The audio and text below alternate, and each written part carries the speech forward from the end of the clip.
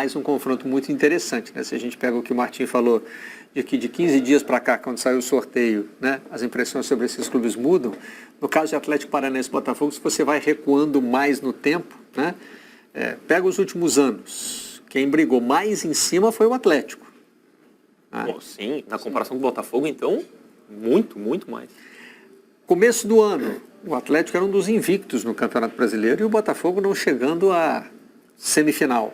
De campeonato estadual. No estadual, isso. Né? E o Atlético mantendo ali uma invencibilidade. Aliás, ficou 100% durante um tempo, teve um empate, mesmo assim foi uma das últimas invencibilidades a cair no futebol brasileiro. Mas hoje é o jogo do líder.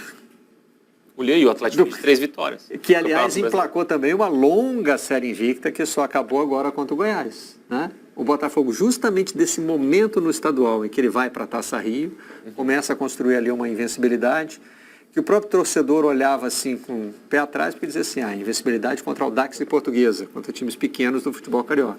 Mas depois emplaca 5 vitórias seguidas nas 5 primeiras rodadas do Campeonato Brasileiro. Né? Tem que mudar o jeito de olhar esse time. Contra times, assim, ele estreia no Brasileiro contra o São Paulo, depois teve o jogo contra o Bahia, certo? Bahia lá, que ele vence, depois teve o jogo contra o Flamengo, aí teve jogo contra o Corinthians, assim, são resultados em cima de equipes com elencos fortes, com elencos que até são apontados, que vão disputar mais coisa do que o Botafogo no campeonato. E o Botafogo conseguiu uma construção de um time consistente, né? Acho que o Tiquinho vive uma fase espetacular. Eu acho que ele é um centroavante muito interessante que o Botafogo trouxe, porque é um cara completo, assim, um cara que é brigador, mas é um cara que tem técnica também, tem uma ótima finalização. E acho que é um confronto, assim, é um confronto equilibrado esse, porque o Atlético Paranaense ele tem dificuldade, por exemplo, para propor jogo, quando ele tem que ficar mais com a bola, ele ainda demonstra dificuldades. O Botafogo tem encaixado sua forma de jogar com o Luiz Castro, já está um time muito mais organizado e mais seguro defensivamente, que era um problema também. Acho que a gente vai ter um confronto bem interessante. Hoje é difícil jogar na Arena da Baixada, né? Também tem esse aspecto. Todas essas vitórias do Botafogo no Campeonato Brasileiro foram construídas, merecidas. Não teve nenhum acaso ali, não teve nenhum absurdo. Talvez o absurdo tenha sido perder para o Goiás. Né? O resultado mais incomum do Botafogo no ano. Eu estava olhando aqui os confrontos da Copa do Brasil, tentando escolher qual era o mais equilibrado. Esse aí é candidato mesmo. Atlético Botafogo. Até porque o Atlético é um time copeiro, né? Ele é um time que nessas competições mata-mata ele trata cresce. Com prioridade. Exatamente.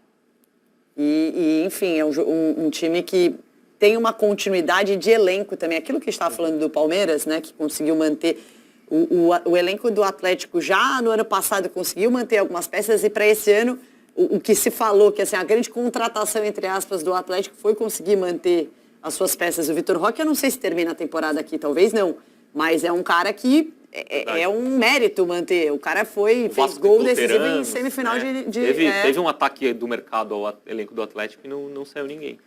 E o Vitor Roque chamou a nossa atenção aqui na época da convocação da seleção brasileira sub-20 para o Mundial, porque a sensação de que a gente tinha era de que o Vitor Roque, que foi um dos principais jogadores do Sul-Americano, ao lado do Andrei, né, do Andrei Santos, que agora está depois o Vitor Roque voltando para o convocado para a seleção principal, né? Chegou a jogar na seleção principal, no amistoso contra o Marrocos, e o Andrei também, né? Os dois, aliás. Também. Né? Sim.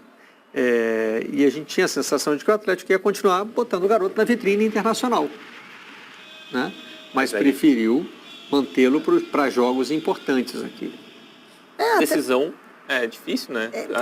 Tudo tem que ser bem acordado com o jogador, enfim, né? Para não frustrar expectativas. Mas eu acho difícil o Vitor Roque terminar a temporada aqui, né? É possível que ele, no meio da janela, nessa próxima janela, já tenha saído, ou então... Eu acho que, no máximo, em tese, ele termina essa temporada e na próxima ele sai. Aqueles acordos assim, né? Vou vender, mas vou entregar no futuro. Né? Se o Atlético estiver brigando ali ainda. E para o Atlético ele é um jogador assim, muito importante, né? É difícil abrir mão. Eu acho que essa é a questão de competição sub-20, assim, quando você pega um cara que já é protagonista no principal. O Vitor Roque já é protagonista no time principal do Atlético Paranaense. O Vitor Roque, que no ano passado começou a ganhar oportunidades e foi decisivo numa semifinal de Libertadores, né? Então, assim, é um cara que não sente também peso de jogo importante. Para o amadurecimento dele também acho que estar no Atlético jogando competições como Copa do Brasil, Brasileiro, Libertadores, também dá um amadurecimento para ele como jogador. Então, eu estou recebendo aqui de um amigo alvinegro que pratica o botafoguismo, aquele jeito... típico. Aquele jeito tenso, preocupado de ver as coisas, que agora que a gente vai ver se o Botafogo do Luiz Castro tem garrafa vazia para vender. Porque vem uma sequência aí de Atlético Paranaense, Fluminense pelo Brasileiro e depois, no meio de semana que vem, Sul-Americana, né? Sul-Americana. Sul-Americana com uma vantagem que precisa ser recuperada nesse grupo. O Botafogo não conseguiu vencer a LDU. Joga contra a LDU fora, né? E aí pode virar a decisão do grupo. Mas é por isso que é importante o ajuste de expectativas, né, Barreto? Porque nem tanto ao céu, nem tanto ao inferno. Nem tudo estava errado quando o Botafogo não se classificou para a semifinal do Campeonato Carioca e nem tudo está absolutamente certo porque é líder do Campeonato Brasileiro. É um time que tem um elenco... Desde o ano passado a gente falava isso e acho que o torcedor botafoguense também notou, né? O torcedor botafoguense que se acostumou a ver times... com 1 zilhão de contratações e um time que não conseguia ser competitivo dentro de campo, no ano passado formou um time que foi competitivo, que dentro da sua proposta de não sofrer no Campeonato Brasileiro, conseguiu não sofrer. E aí, nesse início de temporada conturbado, já não, tá tudo errado, olha, o Luiz Castro realmente deu para ele e tal, não sei o quê. Agora não, o Luiz Castro tá show, fizeram a fila do pedido de perdão. Então, assim, nem uma coisa nem outra. O Luiz Castro é um ótimo técnico, o elenco do Botafogo é um elenco bom, que ainda também carece de algumas peças, mas é um elenco bom para disputar de meio para cima da tabela, né? Não é um elenco para disputar agora, a parte de baixo. Barreto, teu amigo botafoguense, ele preferia estar em 14º do Campeonato Brasileiro e eliminado da Copa do Brasil? Ou, né? Vamos desfrutar também, né? Vamos nos mas permitir. O botafoguense não tem essa. Quer estar lá em cima, mas duvida até o último minuto. Mas ele está lá. Tem o jeito copo meio cheio de ver as coisas, que é a capa do Meia Hora, trabalhando com trocadilhos, né? Como é hábito desse jornal popular, que chama o Botafogo do Luiz Castro de glorioso. Glorioso é o glorioso que é guloso, que está querendo mais, né? Sim, se preparou para isso, contratou jogadores para isso. O Botafogo pode ser ambicioso, por que não? Sim. E eu acho que a Copa do Brasil é muito importante, assim, o Botafogo conseguiu as classificações até as oitavas agora, e é importante fazer um bom jogo nessa partida fora de casa, porque é um desafio jogar na Arena da Baixada, então de repente conseguindo um empate ou ainda uma vitória, mas enfim, conseguindo um bom resultado no primeiro jogo, isso já ajuda a embalar na temporada, e a Copa do Brasil é um caminho, eu não diria que é um caminho fácil, porque não é, mas mata-mata. Acaba que às vezes você consegue chegar mais longe, vai empolgando a torcida, né? São 2 jogos, né? O Campeonato Brasileiro você tem que fazer um campeonato de 38 rodadas minimamente lá em cima para você conseguir ser campeão e tem elencos muito fortes no Campeonato Brasileiro, é difícil você disputar com eles.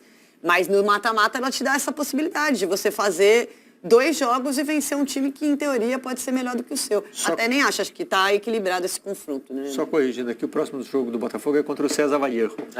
Eu achava que era a LDU. Ainda não é a decisão contra a LDU, não. Mas mesmo assim é uma sequência em que o time tem coisas importantes aí no caminho, né?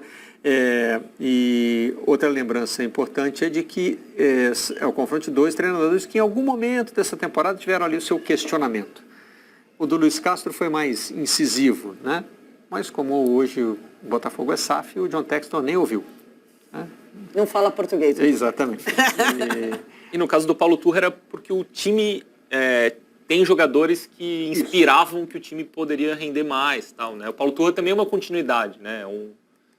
É a continuidade do felipismo ali, né? Do Filipão que virou diretor e colocou seu auxiliar para treinar o time.